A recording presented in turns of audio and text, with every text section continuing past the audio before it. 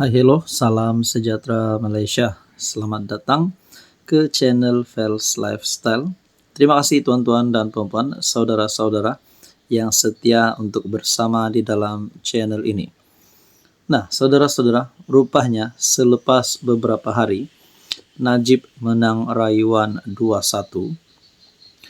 Setelah beberapa hari terlaksananya Perhimpunan Solidariti untuk Najib Razak, di mana terdapat kepimpinan PAS dan juga UMNO serta bersatu di dalam perhimpunan tersebut.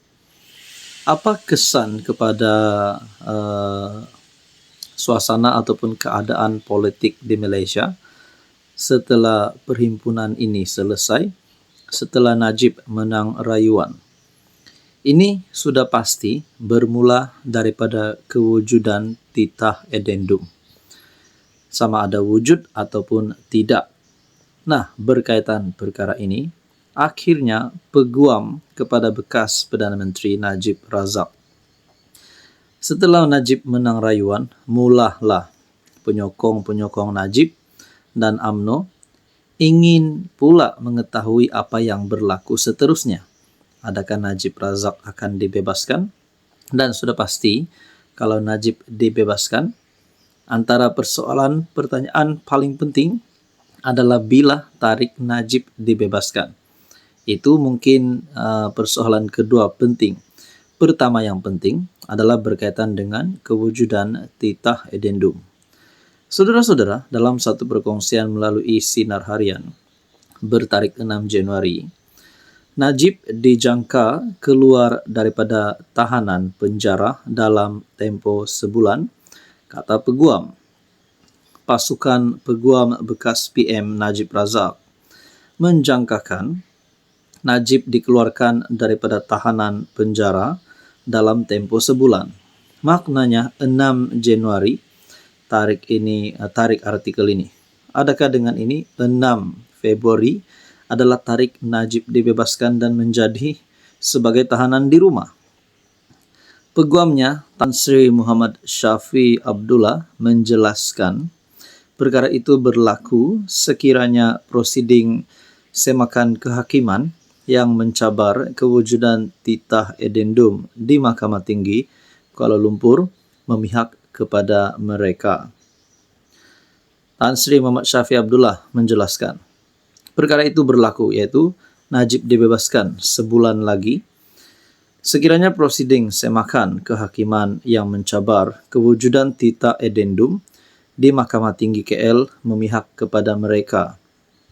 Dalam artikel yang lain pula, menurut peguam Najib, titah edendum wujud namun disembunyikan.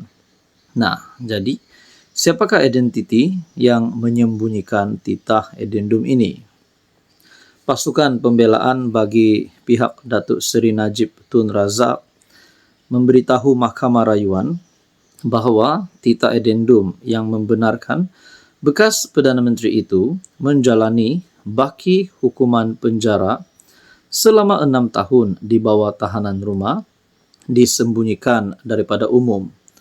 Tan Sri Muhammad Syafi Abdullah berhujah perintah itu wujud dan telah ditandatangani sendiri oleh Yang di-Pertuan Agong ke-16.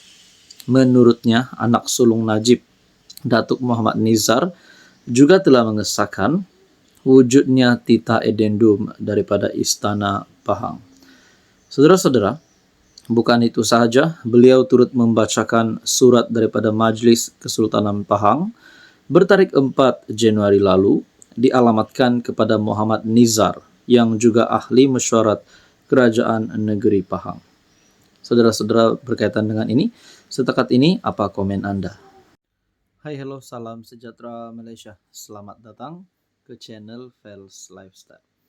Saudara-saudara yang saya amat hormati, terima kasih kerana terus setia dan bersama di dalam channel ini. Nah, berkaitan dengan titah edendum yang menjadi perbualan satu Malaysia pada hari ini, kerana melibatkan bosku, Najib Razak.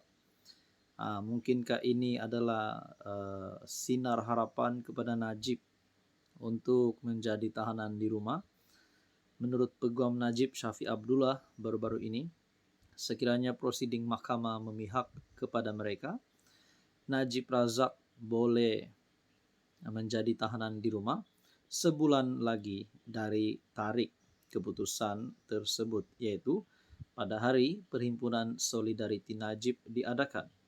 Nah, kalau Najib dibebaskan, apakah yang akan berlaku selepas ini? Mungkin juga setelah Az-Zahid yang mencadangkan ataupun memohon Najib Razak diberikan pengampunan penuh. Dengan ini, Najib Razak mempunyai harapan yang cerah untuk bebas bukan saja sebagai tahanan di rumah. Tapi, saudara-saudara, berkaitan dengan titah edendum, walaupun Najib menang rayuan 2-1, masih ramai yang tertanya-tanya. Masih ramai yang mungkin sanksi berkaitan kewujudan titah edendum. Ada yang kata kerajaan dan Anwar menyembunyikan titah edendum. Tapi pada akhirnya, kerajaan dalam satu kenyataan melalui juru cakapnya, Fahmi Fadzil sebagai Menteri Komunikasi, telah membuat pengakuan kerajaan tidak melakukan perkara begitu.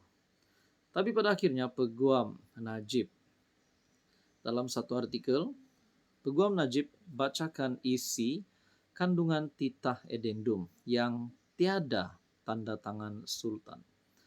Nah, sebagai rakyat Malaysia, mungkin kita tertanya-tanya, sekiranya tiada tanda tangan Sultan, adakah titah edendum ini sebenarnya tidak wujud ataupun tidak sah?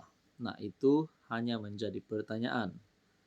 Saudara-saudara, Peguam Najib Tan Sri Muhammad Syafi Abdullah membacakan titah edendum, dikatakan daripada Yang di-Pertuan Agong ke-16 yang membenarkan bekas Perdana Menteri Datuk Seri Najib Razak menjalani baki hukuman penjara di bawah tahanan rumah.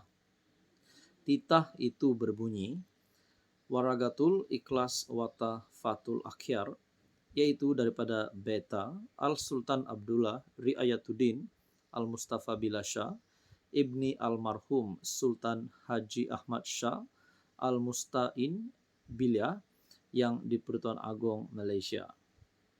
Mudah-mudahan barang diwasalkan oleh Tuhan seru sekalian alam ke majlis yang berbahagia Datuk Ahmad Teriruddin bin Muhammad Saleh, Peguam Negara Malaysia yang berada pada masa ini di Pejabat Peguam Negara, Putrajaya dengan beberapa selamat dan sejahteranya.